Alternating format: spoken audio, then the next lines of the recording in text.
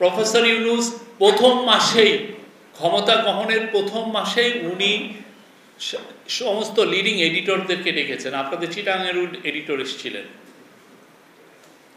ডেকে বলেছিলেন যে আপনারা মন খুলে লেখেন, আমরা চাই সবাই মন খুলে লেখেন, আমরা ভুল ত্রুটির ঊর্ধ্বে না, আমার ভুল ত্রুটি ধরিয়ে দেওয়ার দায়িত্ব আপনার। আপনি আমাকে বলেন যে এই কাজটা আপনি ভুল করছেন, আপনি আমাকে বলেন এই পলিসিটা নিচ্ছেন, এই পলিসিটা ভালো হবে না, এটা খারাপ হবে, ঠিক না?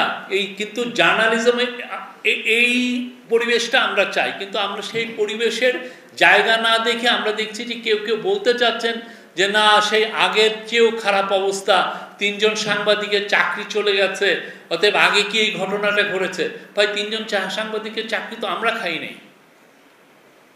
আপনারা সাংবাদিক যারা আন্দোলন করছেন, আপনারা যারা এই যেই সমস্ত টিভি স্টেশন এই 3 জন সাংবাদিকের চাকরি খেলেন, ওইখানে বাইরে যে আপনারা প্রোটেস্ট করেন না?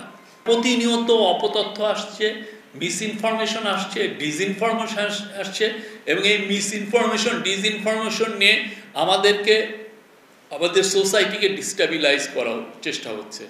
এই কমিউনিটিকে ওই কমিউনিটির এগেনস্টে লাগিয়ে দেওয়া হচ্ছে, এই পলিটিক্যাল পার্টির এগেনস্টে ওই পলিটিক্যাল পার্টির এগেনস্টে লাগিয়ে দেওয়া হচ্ছে, আপনার পলিটিক্যাল প্রসেসটাকে ব্যাহত করার চেষ্টা করা হচ্ছে, আপনার ডেমোক্রেসিকে আন্ডারমাইন করা হচ্ছে, সব করা হচ্ছে এই অপতথ্য।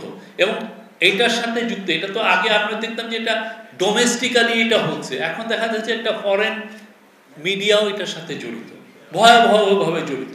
প্রতিদিন তারা মিথ্যা নিউজ দিচ্ছে, একটা দিন নাই, প্রতিদিন 10টা 5টা, অনেকে এটা বিশ্বাসও করছে। আমরা এই যে জুলাইয়ের আগে 15 বছরের যে বয়ান সাংবাদিকরা করলো, আমরা প্রত্যেকটা, আমাদের অন্যান্য দেশে হলো কি, এই বিপ্লবের কারণে এই সমস্ত পত্রিকাগুলোকে বন্ধ করে দিত, টিভিগুলোকে বন্ধ করতে দিত। টিভিগুলো করে নাই, আপনারা দেখেছেন না অপোজিশন লিডারগুলো কিভাবে মকিং করেছে, তারা কিভাবে গুমের বয়ান তৈরি করেছে, গুমটাকে জাস্টিফাই। পৃথিবীতে এর চেয়ে ভয়ানক ক্রাইম পৃথিবীতে নাই। আপনাকে এইখানে এই যে এতগুলো লোক, এর মধ্যে যদি একটা লোককে গুম করা হয়, সবাই সাইলেন্ট হয়ে যাবে।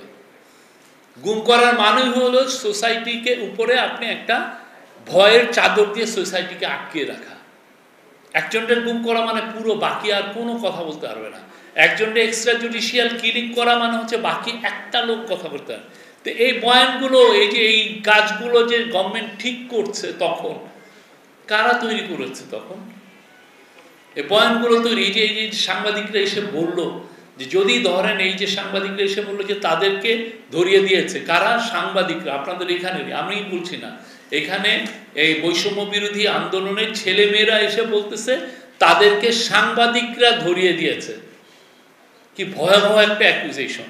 আমরা চিন্তা ভাবনা করছি যে আমরা ইউএন এর কাছে যাব, ইউএনকে বলবো যে গত 15 বছরের বড় বড় যে ঘটনার সময় আমাদের জার্নালিস্টরা কিভাবে জার্নালিস্টরা এই ঘটনাগুলো কিভাবে কভার করেছে, সেটা আমরা ইন্ডিপেন্ডেন্ট একটা অ্যাসেসমেন্ট করতে চাবো। ইন্ডিপেন্ডেন্টলি যাতে তারা বলে যে কোথায় কোথায় জার্নালিস্টরা কি করেছে, ওদের জার্নালিজমটা কেমন ছিল। আমি বলতেছি অনেকে এটাকে নিচ্ছে না।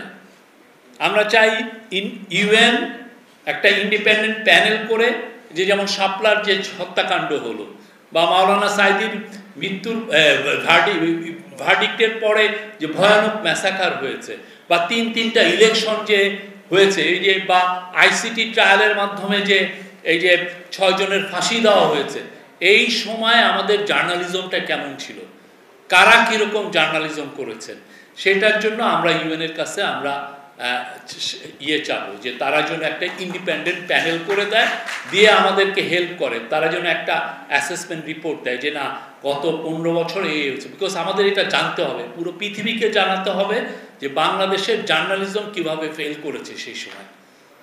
এটা অবশ্যই, না হলে সত্যিকার অর্থে আমরা এগোতে